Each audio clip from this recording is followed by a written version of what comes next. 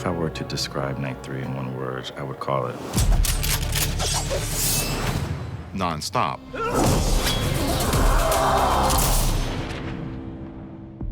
Phase 1 is a go. From the moment that Jenkins pulls the trigger, there's 57 minutes of continuous action. Making it, from an action fanatic standpoint, it was Christmas. It's Winston, Sharon, all our other characters kind of spread out throughout the hotel, trying to pull off this impossible heist.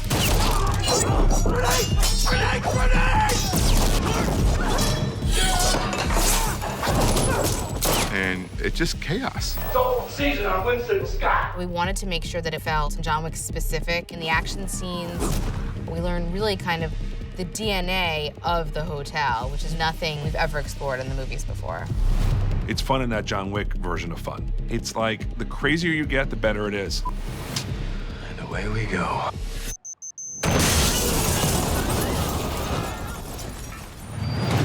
Putting Hansel and Gretel together was quite tricky because the wig got cast first. I know I wanted the Ringo Starr hairstyle, and then this one face came up. These eyes, his face fits with that wig. I'm like, he's perfect. I've only directed him once. I've only told him one thing. Nothing. And he took and created his own character, and there's not a misstep in there. He's very machine-like, almost like cold and Terminator-like.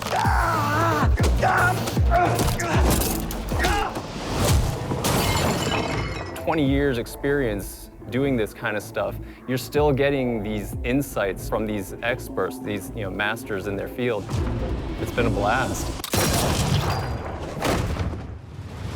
My favorite fight scene is between Gretel and Yen on the rooftop because it's just so intense and insanely different action. There is a huge aspect of mystery in our characters. It's all about the look, the attitudes, the movement. We know how incredible Yen is as a fighter. But Marina, the actress who plays Gretel, gets to show her real talent now. It's this crazy thing she can do with her body.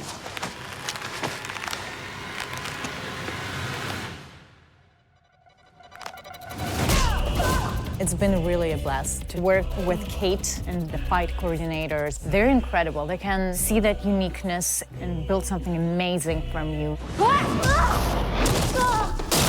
To me, fighting is all about the underlying primal qualities we humans love to follow.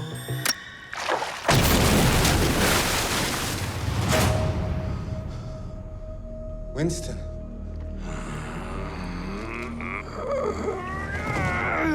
I personally love the relationship between Sharon and Winston. I was just so excited for us to be able to step into these pretty iconic roles and begin to develop our storyline, our chemistry. 13th floor, that's bad luck, right? I'm not superstitious. I was like, okay, I'm Winston and you're Sharon. This is exciting. After all they've been through and the sacrifice they both made, there's a moment they have in the control room where they hug each other. They formed a bond through a traumatic 3 episodes and a very violent history. And that's the beginning of that relationship you see years and years later in a John Wick film series.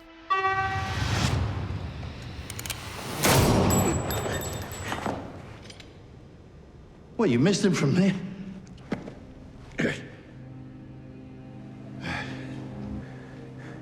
I did something to you, didn't I? Yeah. Katie watched her entire family burn to death. That is beyond traumatic.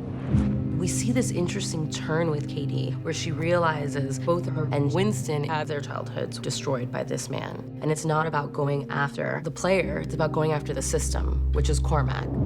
She realizes there is no justice unless she creates justice. And that's what she does at the end.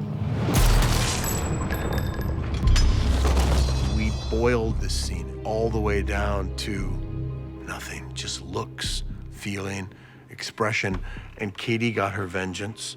Winston, closure. Briseña. Where does Winston end up at the end of this journey? Winston has looked over his shoulder his entire life, and I think when the job of killing Cormac is done and the adjudicator shows up and says, okay, give me the keys, These premises are under a temporary suspension until the High Table deems otherwise. he realizes, wait a second, this is going to be the same issue. I've just accomplished all of this, and now I'm going to be catering to you again and be looking over my shoulder again. So it's a spur-of-the-moment decision.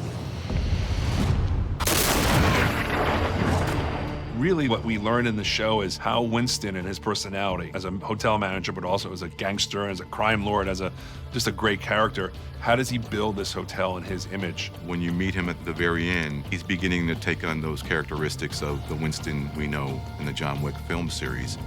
So you see him in the final image with the exact wardrobe that Ian McShane had the first time you saw him in John Wick 1. The polka-dotted ascot, the blazer, the exact martini, and you're off to figure out what's gonna be the next 25, 30 years before you see him again.